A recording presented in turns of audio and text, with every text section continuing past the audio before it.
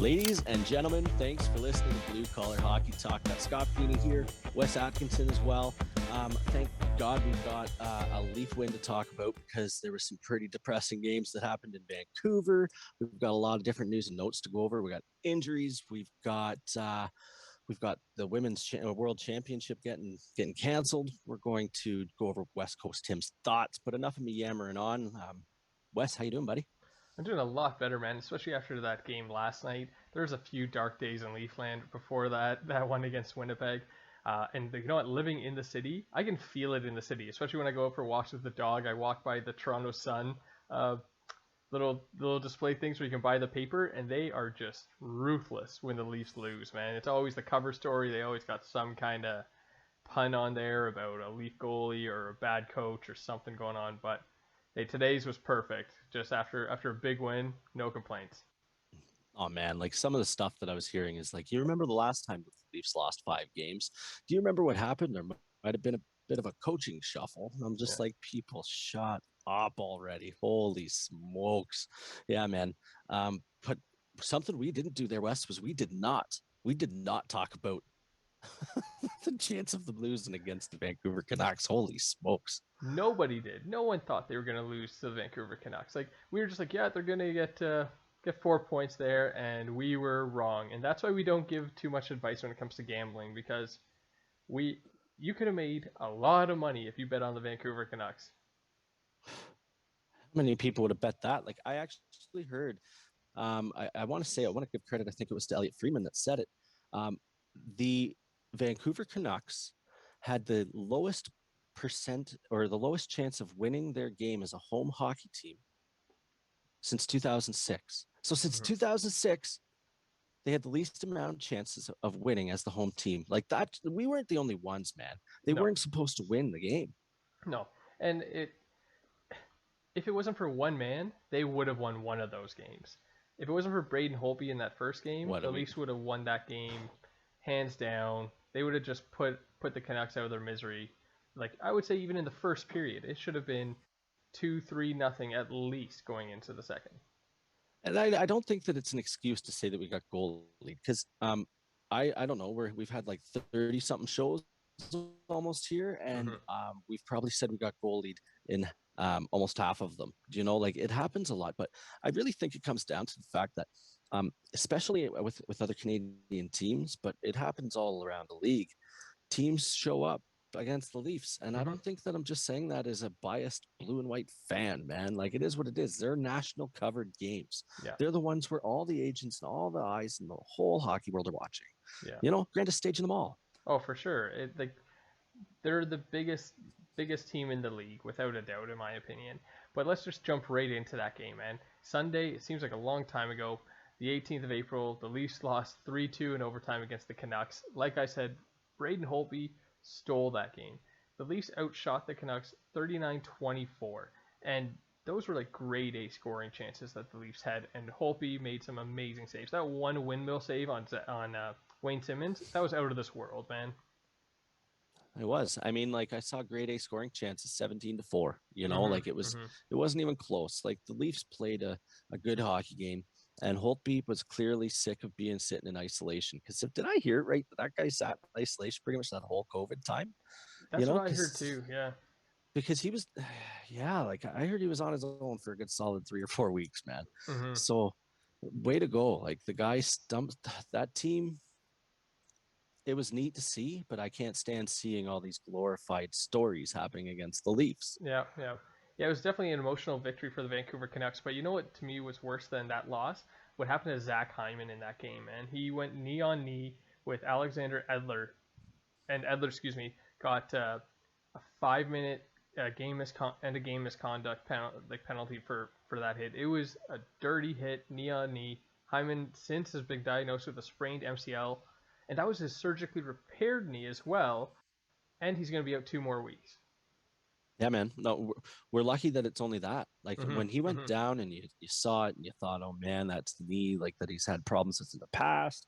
It didn't look good. And those things don't normally come back right. So, I mean, 2 weeks, sure, but Edler deserved those 2 games. Oh, yeah. He deserved every bit of that, man. Like, that was dirty. Like, that, like, I know, I don't know. I know he probably didn't like mean to hurt him. It was more of like that reaction. The guy's going by you, but you stuck your Yeah, leg out, yeah. and you can't do that. And you know what's interesting too? I heard an announcer talking about how everyone was worried for him because it was his surgically repaired knee that he went knee on knee with him with. But from this analyst's point of view, that was better than his other one because his thoughts were Zach Hyman would definitely be wearing a knee brace on that knee, so he would be more prepared for a hit compared to his other knee. That's why it's only 2 weeks and not worse. That makes sense, man. Mm-hmm. Yeah, it makes sense. I mean, it's a hell of a hit to the team, though. I mean, because Oh, yeah. well, we'll get to our boy, the new additions to the lineups. But I mean, man, you look through the lineup and you can put him on our third line, and it makes it like we have another second line. Do you know what I Yeah. mean? Like he raises the bar, and not many. That's a talent. Like Yeah. he's so important to this team. Like the contract he's going to get, it's going to be ginormous, man. Mm-hmm. And he definitely is the guy, like you said, you put on any line to get that line going. And that's a hard thing to find. And hopefully the Leafs have found another guy that can do that or bring some energy in Foligno to do that with other lines as well. But man, Zach Hyman, that's an important guy to lose. And with 2 weeks, at least he'll have some runway left to play some games in the regular season and get some confidence back in that knee because they need him if they want to go deep in the playoffs. Oh, that's a must. He is the recipe that you need, bud. You're right. You're right. He's our current day Darcy Tucker kind of guy, Mm-hmm, mm-hmm. and Well, some. that game was one thing. What about the next game on Tuesday, April 20th? 6-3 loss to the Vancouver Canucks. Good God, man. That game was awful. Like, the Leafs came out well. Holtby stonewalled them again, which really isn't surprising. But, man, Dave Rittich, they gave him the start, and he was bad. Like, I don't say that often about guys on this show when we're critiquing them, but he was just plain bad that day. Dude, like there were sloppy goals. Like that one that like not that one. There was a bunch. He was a Yeah. junior B goalie. Like we could say that we got stonewalled by Holtby, but we still scored 3 goals. Mm-hmm, Like we mm-hmm. could have won that hockey game. Um, and our goalie didn't give us that chance to. Yeah. And I'm not trying to hate on Rittich. I'm not, but I think that if I'm to really look at it right, I know that he got brought in as a depth goalie, but maybe we were trying to find out whereabouts on that depth chart does he fall, and Hmm. like, buddy, like does he fall behind? Like I don't know.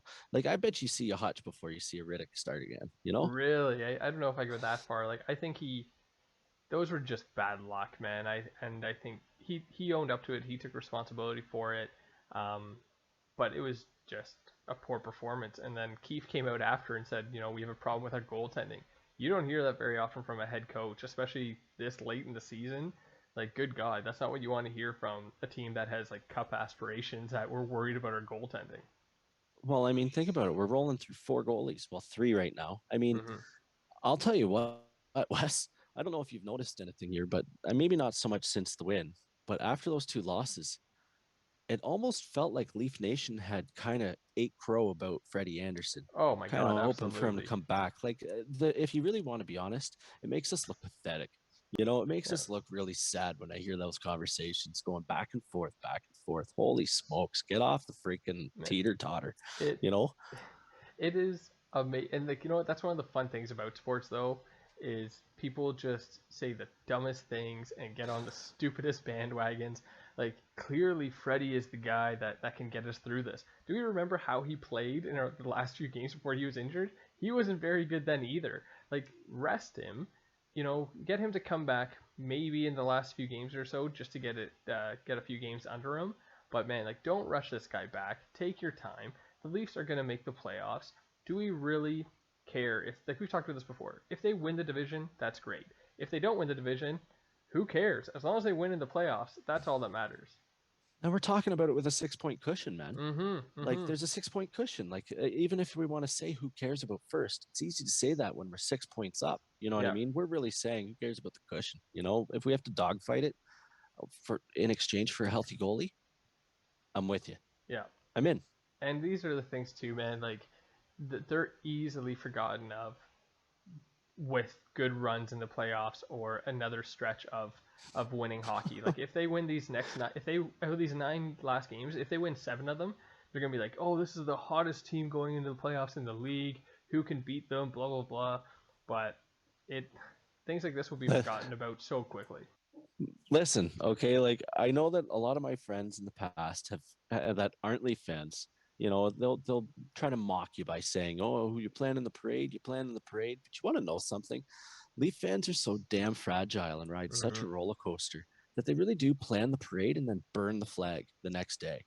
You know, Mm-hmm. Mm-hmm. like scorch the earth. Oh, he's lost touch with the team. Get lost, he has. Yeah. You know, like what are you talking about? Are we watching the same thing as me? Mm-hmm. I mean, like you can really actually pin it on a few things. Like I don't know. Well, I think this we're pretty smart hockey fans, man, and I like talking it with you, man. I yeah. do. I think this is the thing too, right? Like people like us and guys like us, people that watch this show, you could watch that game against Vancouver, and when Rittich let in those 2 goals that were just slap shots that were shouldn't have gone in.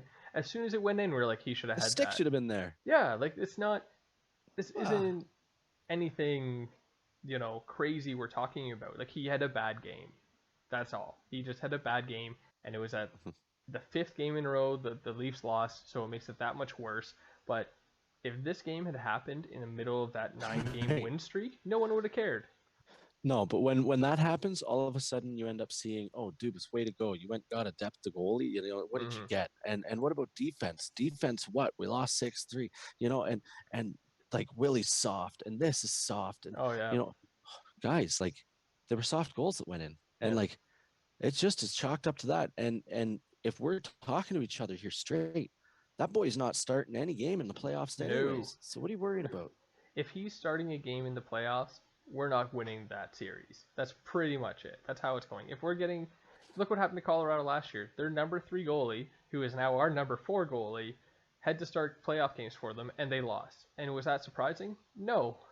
You don't tear things down because of that. You actually go, well, that was the difference. And you can be smart enough about it, right?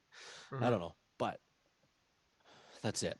I'm done with the Vancouver games. We should have Yeah. got points out of it. And to come out with your second game as your bounce back statement game and lose Mm-hmm. 6-3, I will say that was garbage. And I am sorry, Rittich. You kind of lost me a little bit there. Yeah. I like seeing him play the puck, and I think he's fun.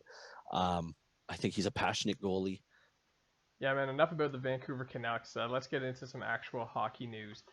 This was shocking to me, man. The other day, the Nova Scotia government canceled the IIHF 2021 Women's World Hockey Championship.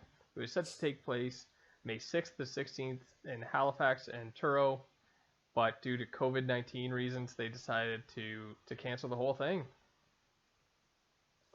It sucks to hear it, man, because I mean, like, women's hockey has just taken an absolute kicking in the last 12 months and through no fault of their own. Like, they've got a great product, and you had a ton of women that were trying to double down on trying to make hockey a viable professional career, for women's hockey. And they just can't get any airtime. Like, how the hell are there other tournaments taking place on all age levels possible, and all sports all over the place? I mean, I think, like, off the surface, it's weird that it was getting planned out there, Mm-hmm, but how the mm-hmm. hell do you not have somewhere for this tournament to go? How do you have it where you once again don't have a chance to show off an awesome product? Yeah, yeah, I agree with you, man. You think that the IIHF would have thought that out east they have some of the strictest COVID-19 measures, and this isn't like Nova Scotia. This isn't their problem, right? Like if they want to have it or not have it, fine. Like I have no qualms with them saying it's too dangerous. We want to keep COVID-19 under control. Fine.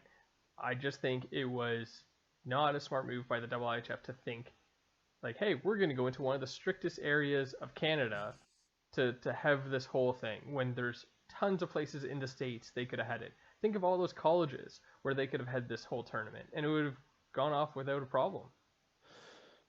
Big time, man. That's like thinking that, the final four of the playoffs in the NHL. It's like thinking that we don't need to have a bubble somewhere. It's like thinking that the border and quarantine issues aren't going to exist. Of course they're going to exist. And you damn well better believe there's plan B, C, and D in place so that a Stanley Cup is awarded.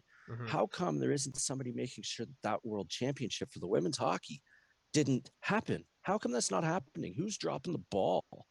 Yeah, exactly. I can't agree with you more, man. And I feel so bad for these women because these women aren't getting paid as much as their male counterparts at all. So for them to take the time to train and to practice and to get ready for this, it is really affects their lives more than we can possibly imagine.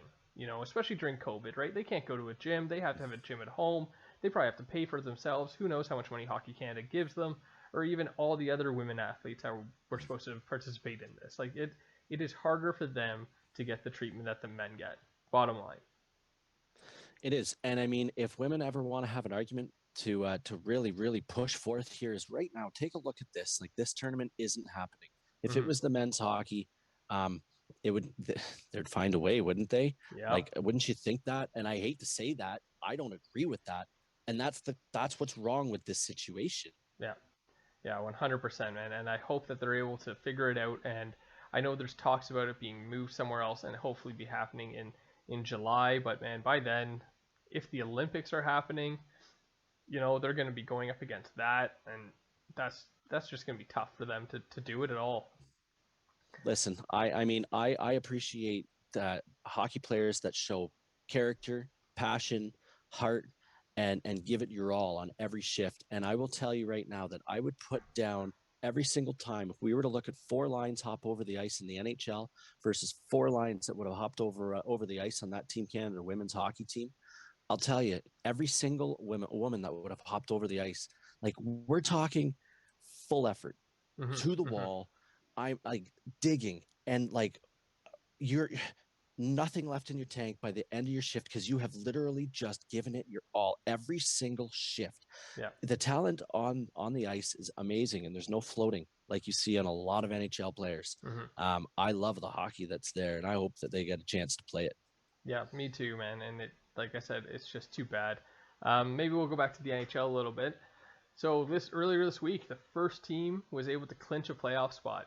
What classic traditional market was able to do that, man? Do you know? Well, it's definitely going to be a team that's put in their time and has definitely gone through the ups and downs as a fan base because that's how it works, right? Like we're talking about who? The Vegas Golden Knights, man. That's who we're talking about. It's their 4th year in a league, and they're the first team in the league to clinch a playoff spot. Isn't that just mind-blowing to think of that? It really is. Like, I mean, we've had powerhouse teams, and to think that the expansion team theory has been just tossed out the window, like this team came in and were handed a competitive team right off the bat, but you want to know what? They made it happen. Good for them. Like this team has been well constructed. Oh, for Holy sure. smokes. It's crazy to think, man. Like the first year they were in existence, they went to the Stanley Cup Finals. The second year, they lost in the first round, but they shouldn't have lost in the first round. I'm sure you remember this. It was against the Sharks. Remember that horrible 5-minute major that they took in Game 7? Yeah, the complete phantom call, right? Yeah. And that's the only reason they lost that game. And then last year, they were in the conference finals. They almost made it to the Stanley Cup Finals for a second time in 3 years. And we've been what 17 years without a playoff round win. Yeah. Jeez, us, man. Yeah. Like Leaf fans, Leaf Nation, I give you a hard time for jumping up and down and having such an emotional roller coaster, but we're fragile. Oh, we are. My God, yeah. Jesus, man. And how aren't we? It's crazy to think like Vegas. Like I've been to Vegas a ton of times, man, and the fact that they are getting such an amazing product off the hop, it just seems not fair, right? And I really wonder what'll happen in a few years when the team isn't a powerhouse, because it's all cyclical. You're good and then you're bad and then you're good again, and you can't always be a contender, right? It just isn't possible. So I hope that they're still able to embrace that team when they aren't good. It's going to be different, because I mean, look at the Toronto FC. Okay. Like in soccer, like for years, it was just abysmal play for year after year, but they built this fan base that was like cult like, you know, Yeah. and it didn't matter. So all of a sudden, when they got great, it was the best place to be. I wonder if Vegas. I've never seen a team come out and become great and build a fan base on high hopes, and not just high hopes, high results. Yeah. Like you say, how does that fan base handle a 2 or 3 year playoff drought? Yeah. Yeah. Uh, we'll I see. I know a friend of mine was there a little while ago when they were on one of the runs, and he just said it was amazing to see that whole city buy right into it. Right, like blackjack dealers are wearing jerseys, hats are around. It's just they completely embraced it, and now a buddy of mine, he's like the Golden Knights are his second team. Well, speaking of the Golden Knights, man, I hope you had a chance to see what Robin Leonard had to say the other day after a game. It was like a It, 11-minute diatribe, man, and it's important to hear. yeah, you know what? I mean, like, I guess I've been under a rock on a few different things. You played it for me, man, and Hmm. I gotta say, it's it goes along the lines of stuff that I was saying to a lot of my friends and some of my family. Because I definitely was the minority when I was talking to people that I spoke to about how maybe we got to treat these hockey players like human beings a little bit Hmm. and Hmm. not just say like, hey, you're what, you're not going to go play, you're not going to do this, you're thinking about that, like you're thinking about not going back. Can you believe that these guys get paid millions? Like that's all the stuff that I would hear, and I would think to myself, do you realize you have literally just admitted that they've lost their just human right? Yeah, yeah. They've sold it for whatever their contract is. They've sold it, and Hmm. that's why they get paid that money. Hmm. Because unfortunately, that seems to be the common thought, isn't it? Yeah, it really is. And like, you know what? We'll play a little clip of it. I'm gonna also post the link to this video underneath this episode because I think it is really important for people to hear. So let's hear what he has to say. They told me yesterday that they're surveying all the teams to see who has taken the vaccine and who has not taken the vaccines, and they're not going to change the rules for us as players until all the teams have have the vaccines at the same time. So it's not a competitive edge, and that made me go crazy, to be honest, because that shows me that now I've taken the vaccine, and it's been a tremendously hard time I can speak for myself personally throughout this COVID thing with my mental health condition, being in isolation, getting these rules. I can't do anything by being in my home all the time, being in a hotel room all the time. And I talk to players around the league that calls me and also people I've helped through the program and get help and all that stuff. I know more than a lot of people knows what's going on. And they're talking about competitive edge instead of human lives. Competitive edge, human lives. We're humans too. And not taking away everyone out society, doctors, everyone that's had to sacrifice stuff, tremendous to them. It hasn't been fair. We've seen a lot of things going on. It's not been great. Some stuff, you know, got to give credit's due. NHL's done some really good things too. I love this league. I don't want to destroy anything. I want this league to do good. But when I bring a percent that you put competitive edge, because some teams that has gone through the process still has to go through this mental health craziness that is a fact. It's killing a lot of people in COVID too. And we might see 3 to 5 years, how many people is getting on drug addictions, how many people is going to commit suicide, how many people losing their jobs, businesses, all these types of things. Yeah, I think it's an important thing to listen to, man.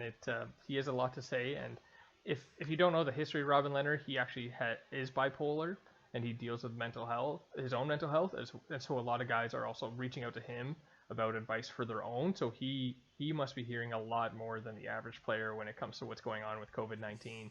Um, I do think the NHL does have it wrong if they're treating every team the way they're treating the Canadian teams. Because as far as I know in the States, all those players can get vaccinated. Because right now in the States, I think if you're 16 years old, you can get vaccinated. So to me, they should be loosening it up. And an idea I've heard would be when the playoffs start and you get down to the Final Four, and then you're bringing the Canadian team to the States, because that's probably what's going to happen. That's when you reimpose the rules, because to me that's when the competitive edge actually would matter. Sure. I mean, and we're talking about, I we're only talking about like a month, or not even, like we're talking about 3 weeks possibly, right? Like it's not the whole rest of the season. I really think that they're going to have that Final Four in a bubble anyway, and I don't think that all will matter about competitive edge. I don't think it matters, like, because a vaccine isn't immunity, right? So they're going to have to make sure that they've got a Stanley Cup being awarded. There's going to be bubble, but I'm with you, man. Like, maybe even if you just pose it as such, like, I'm with Leonard on this, and he's going to get comments from all angles, right? And I don't understand how you can make a comment against the fact that this guy is saying that he's feeling like his human rights are being stepped upon. And how aren't they? How aren't they, man? Like, I mean, for his job. Now, yeah, like, I think he feels like he was lied to.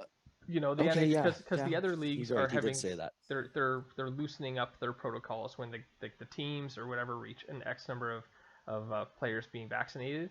And the NHL has responded saying they never agreed or never said anything like that. And you know what, man? From my history of being an NHL fan, I tend to believe him that the NHL was telling them those ideas, that, hey, like, if we get to a certain amount of like herd immunity, then we're going to loosen things up. But what I've also learned with the NHL, a lawyer runs the NHL. If it's not written down in black and white, it doesn't matter. Yeah, man. No, you're right. I say hats off for Leonard to kind of take this can of worms and open it up. I hope that if there's a discussion to be had, and of course there is, that it'll promote having that discussion. And something that I enjoy about doing this show with US is I like having these hard discussions about these things, because they're important. And that is extremely important to hear what he had to say, because we're not listening to somebody bitch and moan. We're listening to a guy that is sitting in the seat and talking firsthand that he feels like, it's a great interview. Definitely put the link on here, man. Thanks for finding that for us here, man. Oh, for sure, man. And you know what? It's former Toronto Maple Leaf Robin Leonard, because he was traded here and then he got traded to the Golden Knights, if you didn't know that. So just throw that in there at the end. But I would definitely put the link underneath. And getting back to the Leafs, we got some good news. Well, kind of good news about last night's game versus the Winnipeg Jets. Awesome game. I'm glad we were able to watch it. I'm glad we didn't record last night and we're doing it right now instead. Well, I mean, like, in all fairness, we can't miss that game. That's a game that both of us, we get too distracted when there's a game on, so it was a good call to miss it, because I'm really glad we're not recording talking about, oh my God, can't believe about the Vancouver. You know what? We came back. This team shows resiliency. They have not once, not twice, numerous times this season have gone into games where it was starting to get close, like you have the team coming and nipping on your heels, and it's either they're going to start catching you or you're going to reassert yourself as the top of the division. And so far, it's time and time again, Wes, we're reasserting ourselves as top of the division. So 6-point cushion, great win, man. And hello, welcome to town, Nick Foligno. I love everything about this guy. Everything about, even before the game, and the hat that he was wearing before the game at his press conference, an old 93. I think it had like a starter logo on the back. It was from his dad's run with the team. Man, like, I feel like he would have gotten up and gone like, Johnny Toronto, your bed sheet's got nothing on this. Wham! Toss it on his head, And like, to get up and have a pregame speech to the team, like, this guy is character. He is leadership, and he is versatile. Like, he can fit anywhere in this lineup. He makes it where we've got it almost made it so that instead of just having two top lines, I feel like it really gives some strength and an ability for Keith to be able to have three solid lines and maybe even have a shutdown unit. Who knows? Like, Foligno had a great game. He did. Absolutely, man. And you know what? I saw at the end of the game too, when he had the chance to score the empty netter, he decides to be the ultimate teammate and pass it off to Marner, right? And then Marner scores it, and Marner goes and gets the puck. I thought that was awesome. Buddy, that was my favorite part about it was that Marner got the puck, put it into the net, and there was no celebration. It was an immediate reaction. Like it was instinctual to get that puck and give it to him. Your first point, bud. Your first point is a Leaf. Like that to me is the chemistry that we need. And I feel like that was a perfect show that worked out great right there, you know. Another thing about that game I want to talk about too is, man, the old men just keep on. They just pull this team along sometimes. Like Spezza got that goal to regain the lead at 3-2. I thought that was. It just goes to show that the Leafs are different from previous years when they were relying on their young guns. Like they have legit bottom six scoring now, and that's gonna be hard for teams to fight with in the playoffs. Not only are they legit bottom six scoring, like the guy can possibly win every face-off draw the game has. Do you know what I mean? Like this guy's a specialist in other areas. No, like we've got a pretty solid lineup throughout. I like it. I hope that Robertson can kind of pick up his game a little bit because he feels like he's not that great so much. But whatever time. Well, I heard the thing is with him too. If he plays one more game, his contract is burned for a year. So I wonder how that'll work, right? If they're going to feel the need that they have to, because when Hyman comes back, they definitely don't have to play him. You know, like they don't need him. Like who are you going to take out, you know, to put Robertson in? Yeah, I don't know. I'm with you on that. Like I don't. Well, it'll be interesting. I see him getting rotated through a little bit. I see him getting some ice time, and I see them burning that year. I do. Interesting. I do. But no, wait, timeout. I have a question. I need to expand on that. Is it only if he plays another regular season game? I don't know the rules. I was looking into that, and I need to find the answer for the next show. But I would be surprised if he gets in for another regular season game, because do you really want to burn a year of his contract? Like, man, we need some cheap players for a few more years on this team. No, and as long as we can still use them in the playoffs, then no, we're not going to burn that time because we got a 6-point cushion, and why the hell would you do that? Yeah. Well, there was one bad thing to come out of that Jets game, man. I don't know if you saw it when Zach Bogosian lost an edge and he went right into the boards, legs first. I don't remember who the Jet player was beside him, but he saw that and he started waving for a trainer right away. And Bogosian got up. It looked like he was in pain, and he didn't return, man. And I don't know, what did you think of that when he went right into the boards? That was rough. It was rough. You know, I mean, like he's been such a steady presence. Like it's somebody that we haven't had to talk about. And that just tells me everything that I want to know about the guy this year. Like he has been a perfect third pairing D-man. Yeah. And it's unfortunate. I mean, like you said before the show there, if the North Division, you know, takes a long time to finish the season, then we might see him for the playoffs. Yeah. And I hope that we do, because that's why we got him. Yeah, so it was revealed that he injured his shoulder, and he's going to be out for at least 4 weeks. So that would take him into the first round of the playoffs if he's back in 4 weeks. Well, yeah, I don't know, man. Like I want to share West Coast Tim's thoughts before we get out of this Winnipeg game, if I can. Yep, okay, absolutely. All right, so Tim's saying here, I really like the energy Foligno's brought to the team. He seems to really appreciate the opportunity in front of him. Everything he's said in interviews, the hat, the speech before his first game, it's refreshing to see, and I hope it invigorates his teammates moving forward. So many times we bring in a blame, and it's ho hum. With the loss of Hyman for a bit, let's hope this could keep, you know, whatever. I'm just going to blow because I can't really read what the hell's saying there. But you know what? I hope that the energy keeps going too. I think it'll be interesting to see what happens because, like, say they clinch the division and there's 3 or 4 games left that literally mean nothing to the Leafs. Like, do you really want to injure anyone, like, or risk injuring anyone? I don't want to. No, I'm not looking to risk injuring anyone either. I say you rest people however the hell you need to. I say you don't rush anybody back for anything other than giving Freddie Anderson a start or two, but then what the hell do you do with the cap? But you know what?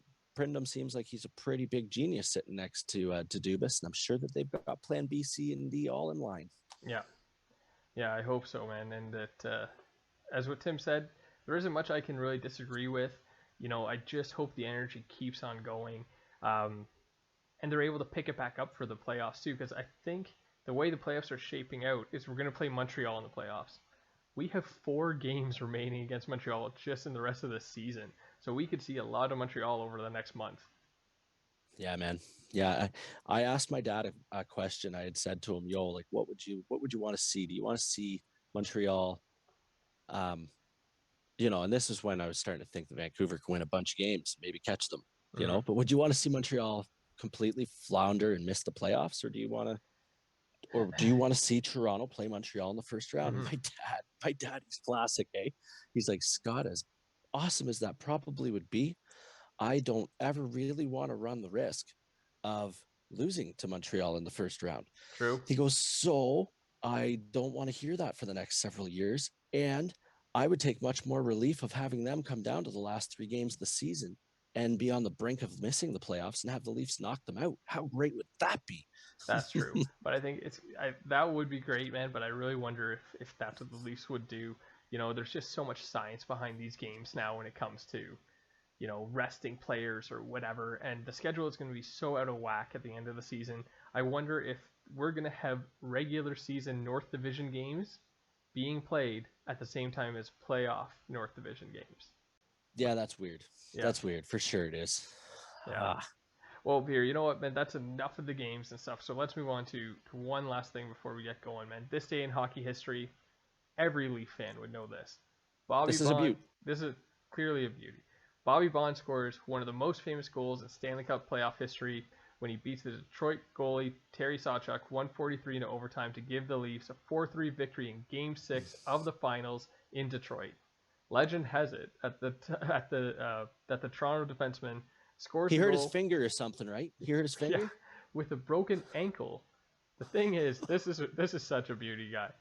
In 2011, he actually said it was a broken leg. Bond injured the leg, blocking a shot by Gordie Howe midway through the third period, and he actually started overtime in the dressing room getting treatment. Everyone has seen that highlight, man. It is just such a black and white clutch Leaf highlight.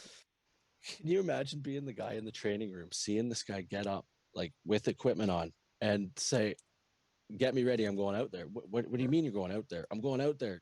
Dude, you got a broken leg. Put me out there. And he scores. Yeah. What? Yeah. That is the legendary, sports stuff. You know what I mean? It goes to, there's so many things that are just crazy like that, of guys with broken bones, or, was it in the playoffs the one year Patrice Bergeron played with a collapsed lung and stuff like that? That's Kirk Gibson in Kansas City in baseball. 100%, man. It's these crazy things, and I'm glad that the Leafs can look back in history and say that we have one of our own. We got one of those. Exactly, man. So there is only one game between now and the next time we record, a rematch against Winnipeg on Saturday. What do you think is going to happen? I think the Leafs are catching their ground, man. I think the Leafs are showing that they're a little bit of an emotional. They ride waves, yep. And I like how they're playing. I think that they're going to feel pretty motivated. I'm expecting a great game. 2 points from the Leafs, man. I love it. I would love it if the Leafs can get 2 points, because I heard today actually some Jets players were complaining that the Leafs are dirty and all this type of stuff. And Wayne Simmons came back and said I will pull guys off of our goalie, no problem, anytime. And Paul Maurice was saying stuff like, hey, you know what? They're not dirty. They're just a little poorer than us because of all the fines they have to pay, which I thought was a pretty good line. Yes. I do like the passion, and I'm glad that this is happening this late in the season, and I do hope the Leafs are able to win, because if they win this game, man, the division is all but wrapped up, right? If you're 8 points up with 8 games to go, you're not getting caught, especially if you're playing the Jets only one more time. That's tough sledding to get caught. Yeah, and then you can just focus on getting your power play together. Mm-hmm. That's 100%. it. Just focus. Yeah. I think that we covered a whole lot of stuff today's show. It's a little longer than usual, but I think everything we said was pretty important to go over. Do you have anything else you want to say before we get going? We've added an Instagram account, and I don't know how to use it, but it's at Blue Collar Hockey Talk. That's what it is. And I'm going to start posting stuff out there, and I hope that it gains some traction. And I'm going to learn how to use Instagram. Fantastic. Well, we're also on Twitter. Follow us on Twitter at Blue Collar HT. My account is down there as well as Scott's account. As we always say, go Leafs go.